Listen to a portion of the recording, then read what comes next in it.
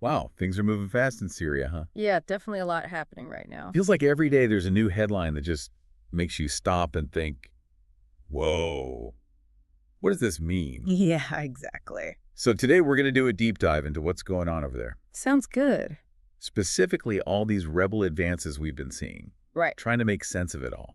It's a lot. Yeah, we've got some reports straight from the region. So Okay, yeah. let's jump in. Let's get into it. So, right off the bat, the biggest thing that's grabbing everybody's attention, I think, is that Islamist-led rebels, they're closing in on Homs. Right.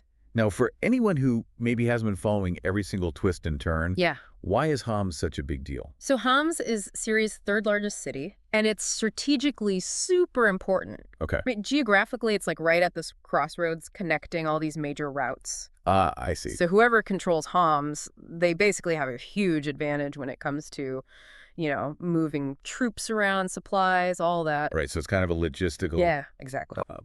But it's not just logistics. Okay. Homs has also been like a center of resistance against Assad's regime, like since the very beginning of this whole conflict. Okay. So for the government to lose Homs, Yep. it would be a massive blow, like symbolically. Right. And it could really like tip the scales in this war. Yeah, Yeah. that makes sense. And this isn't happening in a vacuum, right? No, not at all. It feels like just the other day we were talking about rebels taking Hama, Yeah. and now it's Homs. Like, things are escalating pretty rapidly. Absolutely. The speed of this rebel advance, it's really something. Yeah. And to understand what's really going on here, we need to talk about who's actually leading this offensive. Okay.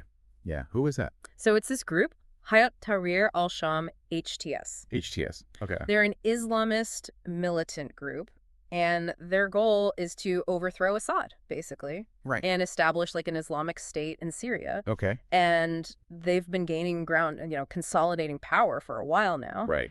And these recent victories, like first Hama, now potentially Homs, it really shows you how much stronger they're getting. Yeah, for sure. So we've got HTS making these big moves over in the West. Right. And then at the same time, there are these reports coming in that Kurdish-led forces have taken control of Deir al-Zour in the east. Yeah. So what's going on there? I think what's happening in Deir al-Zour, it really highlights how complex this whole conflict is. Yeah. You've got all these different groups with totally different agendas, all fighting for control. Right. Like the Kurds, for example, they've been focused on establishing their own autonomy in these Kurdish regions. Okay.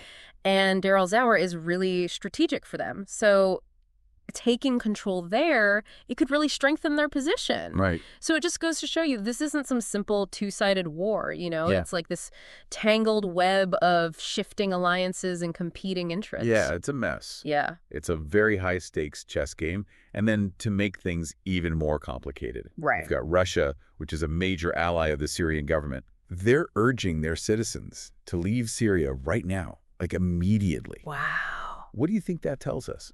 That's definitely a move that makes you wonder what's going on. Hard to say for sure what Russia is thinking, but this could mean that they're expecting things to escalate even more. Oh, wow.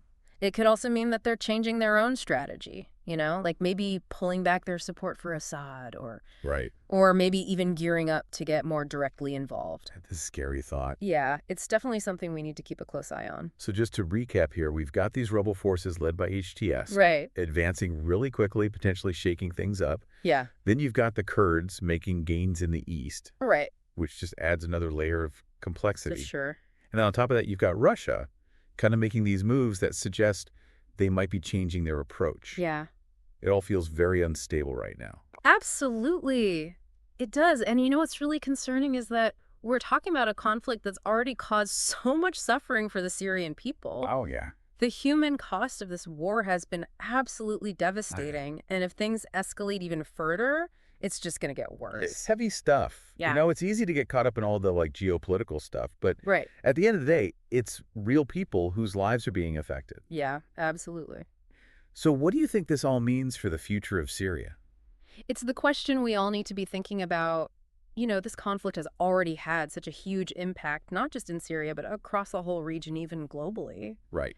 And what's happening now, it could shape things for years to come. Decades even? Yeah, it's really hard to say, but it's definitely a critical moment. Definitely a lot to think about. Yeah, for sure. Well, thanks for breaking it all down for us. Of course, anytime. Really appreciate it. Glad to be here. And to everyone listening out there, stay tuned. We'll keep you updated as the situation develops. Yeah, stay informed. All right, folks, that's our deep dive for today. Thanks for listening, everybody. See you next time. Take care.